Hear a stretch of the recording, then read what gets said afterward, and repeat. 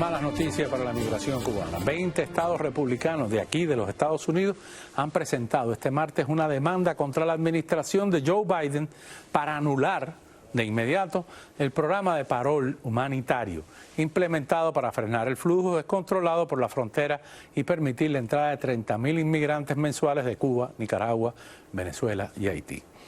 La demanda de 39 páginas fue presentada ante el Tribunal Federal del Distrito Sur de Texas, en Victoria, y argumenta que el Departamento de Seguridad Nacional, bajo el falso pretexto de impedir que los extranjeros crucen ilegalmente la frontera, ha creado un nuevo programa de visados, sin respaldo de una legislación del Congreso para permitir que hasta estos 360.000 inmigrantes anuales de Cuba, Haití, Nicaragua y Venezuela puedan acceder mediante parol a los Estados Unidos por 2 años y con derecho a permiso de trabajo.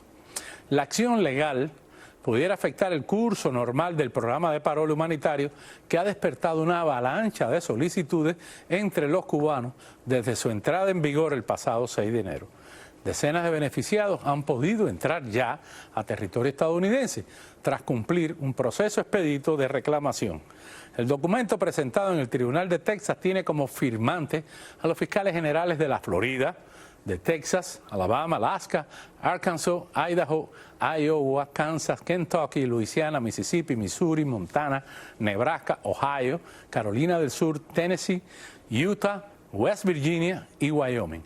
Los reclamos fundamentales de la demanda con solicitud de reparación son, y cito, suspender, proponer o prohibir preliminarmente la implementación del programa de parol.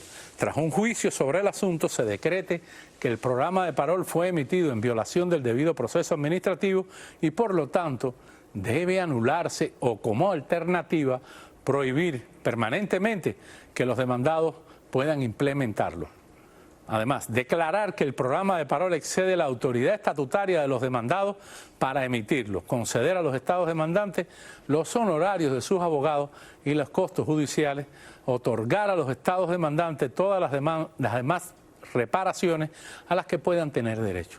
De inmediato, un juez asignado por el Tribunal de Texas, considerado uno de los órganos judiciales más conservadores del país, deberá fijar una audiencia tan pronto como esta semana para escuchar argumentos preliminares y decidir si se congela temporalmente el programa mientras se ventila el caso y se adopta una decisión firme.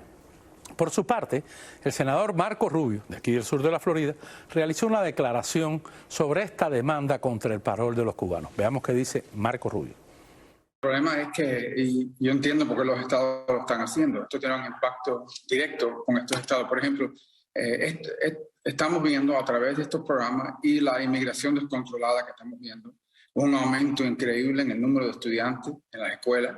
Hemos visto el costo que esto pone encima de, por ejemplo, el sistema de Jackson en Miami.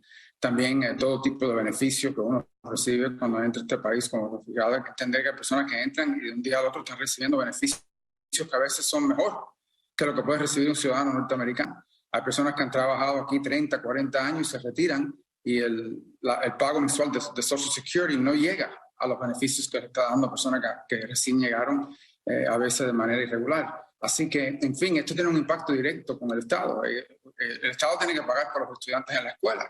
El Estado y el contribuyente tienen que pagar por el costo del cuidado de salud en el Jackson, que es un hospital público. Eso pone presión sobre todo tipo y también hay que entender que cada vez que entran personas, si hay 1.000 personas, entre esas 1.000 personas van a haber criminales. Y cuando cometen delitos, eso también pone un costo encima de nuestros policías, el sistema de cárceles, las cortes, etc. Así que estos estados están asumiendo un costo a raíz causado por estas decisiones que ha hecho esta administración de no enforzar las leyes de este país. Esta demanda llega en momentos en que muchísimos paroles han sido otorgados, muchísimos cubanos, haitianos, nicaragüenses y venezolanos están en camino con su parol aprobado y muchísimos otros están solicitando para hablar cómo se ha comportado el parol a los cubanos y las posibilidades reales que tiene esta demanda de acabar con esta opción. ¿Con quién mejor conversar que con la abogada Laura Jiménez, experta en temas de inmigración? Bienvenida, Laura, qué bueno tenerte de vuelta. Camilo, gracias.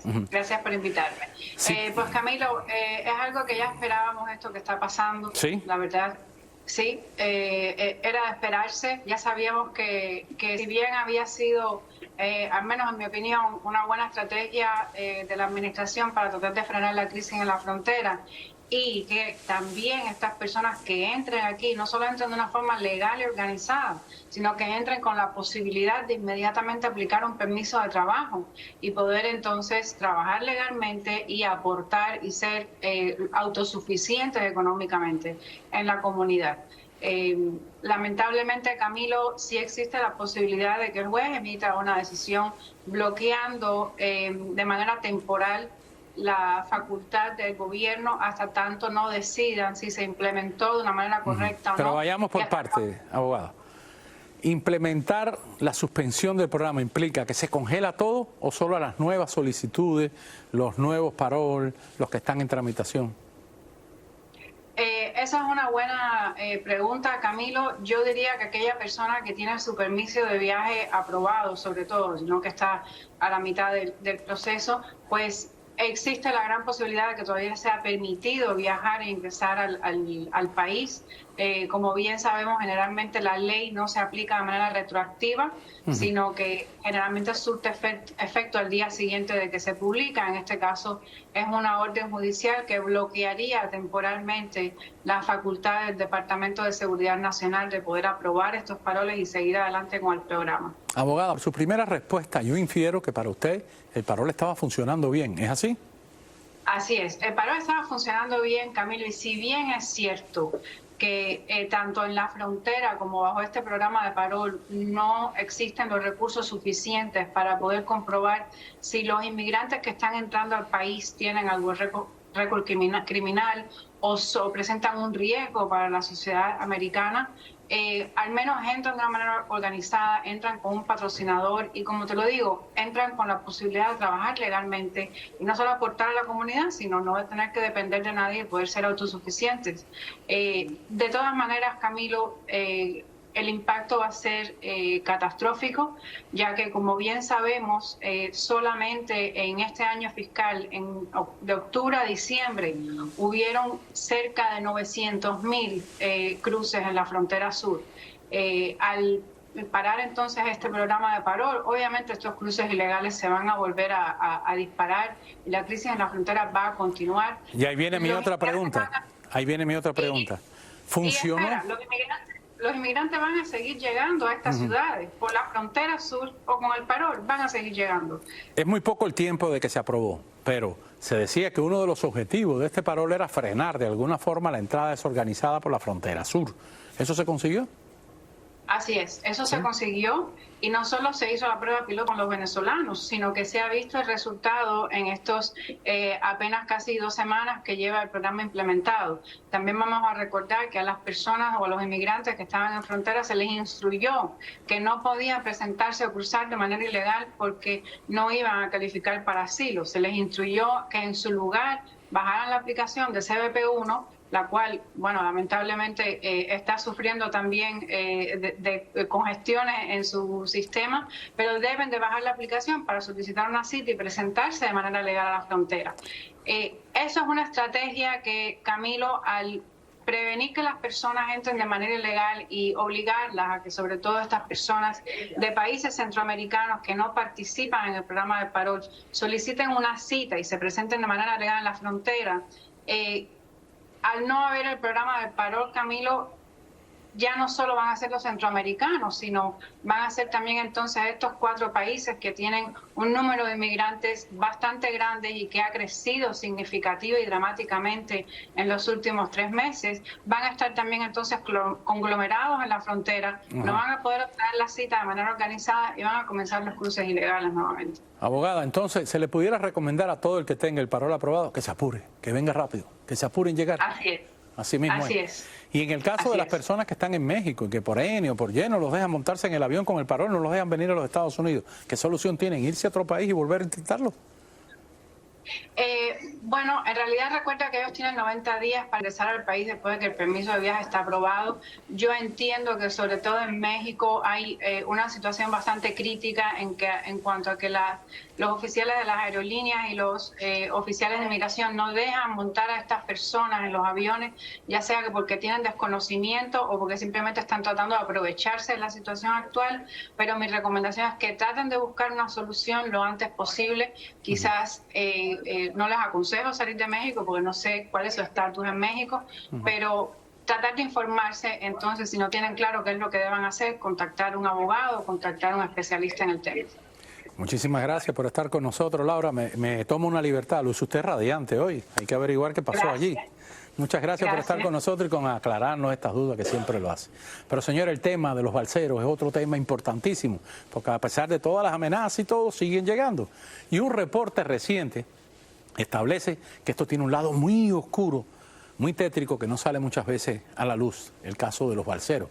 Dice un reporte reciente que al menos 321 personas fallecieron o desaparecieron en el Mar Caribe durante el 2022 intentando llegar a las costas de Florida. Entre ellos, el número de cubanos muertos, de balseros muertos, es 69. El reporte lo presentó el proyecto Migrantes Desaparecidos de la Organización Internacional para las Migraciones y además de los 69 cubanos fallecidos, está reportando como muertos durante el año 80 haitianos, 56 de República Dominicana, 25 de Venezuela. Los 321 fallecidos en el Caribe son un drástico aumento, según el reporte, en comparación con la cifra del 2021, el año anterior, que fue de 180. Señores, más del 51% de las personas que perdieron la vida en rutas migratorias del Caribe el año pasado no han podido ser identificadas. Esto significa que cientos de familias no cuentan con información acerca del paradero de sus seres queridos. Así lo dijo Patrice Quesada, coordinadora regional de esta organización para el Caribe. Y vuelve a suceder. 2 familias cubanas no pudieron abordar el avión en Ciudad de México luego de haber sido aprobadas por las autoridades norteamericanas con el parol humanitario. Ellos cruzaron, este es el problema del antecedente, ellos cruzaron la frontera de México a Estados Unidos el pasado 5 de enero, un día antes de que se anunciara el nuevo programa migratorio. Todos fueron devueltos a México entre los días 6 y 8 de enero. Tras su retorno, sus familiares le sirvieron como patrocinadores para aplicar el parol humanitario. Ellos fueron aceptados y con todos los papeles en orden sacaron un boleto para viajar a Estados Unidos, pero nunca pudieron abordar el avión. Dicen ellos, a la hora de chequear, nos pidieron el pasaporte, el permiso de viaje y una foto en tiempo real. Pero tras casi 2 horas nos dijeron que no podíamos abordar, que estábamos denegados y nos explican que eso no es problema de ellos, sino de Estados Unidos, que les negó el derecho al viaje. Asimismo aclaran que con ellos estaba una señora con sus hijos que tenía la misma historia. La habían deportado, estaba allí, hizo el parol, pero que a ellos sí les permitieron viajar y que ya están todos en Estados Unidos. Estas son las contradicciones de un programa puesto evidentemente a la carrera. Y a pesar de estos ruidos, amenazas, demandas y otros reportes en Cuba, lo más importante sigue siendo sacar el pasaporte, tanto para el parol como para escapar por Nicaragua. Un ejemplo de esto se ve en la oficina de inmigración de la calle 124, esto es en el municipio Marianao. El video subido a las redes sociales por Cubanet muestra a más de un centenar de personas haciendo la cola en las afueras del local, pero por sus rostros se pueden ver las pocas esperanzas que tienen de resolver un turno en el día. Recordemos que los cubanos se están quejando porque además de que paran para almorzar, las oficinas abren tarde y solo atienden a una veintena de personas por día. El otro problema son los sellos del timbre nacional, que no los hay en las tiendas, no los hay físicamente, y la opción de comprar los sellos en internet, hacerlo digitalmente, se complica cada vez más. Y además, no es aceptada esta opción digital en todas las oficinas de pasaporte. De cualquier forma, hay que espantarse la cola y lidiar con las dificultades porque, según dicen los cubanos de a pie, esta viene siendo como la fiesta de despedida que el régimen le da para conseguir el parol o el pasaje a Nicaragua. La que sí no tiene problemas para conseguir el pasaporte y para salir de Cuba es Mariela Castro, la hija de Raúl Castro, quien ha viajado a México para participar en el segundo Congreso Internacional de Educación Oaxaca 2023. Mariela asistió como ponente principal y estuvo rodeada de intelectuales y académicos aliados a la dictadura cubana y que durante años han publicitado el discurso oficial de La Habana.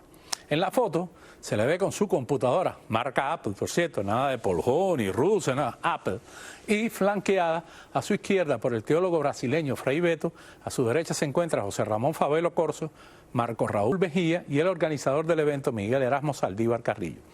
La presencia de Mariela Castro no tuvo impacto en los medios nacionales aztecas.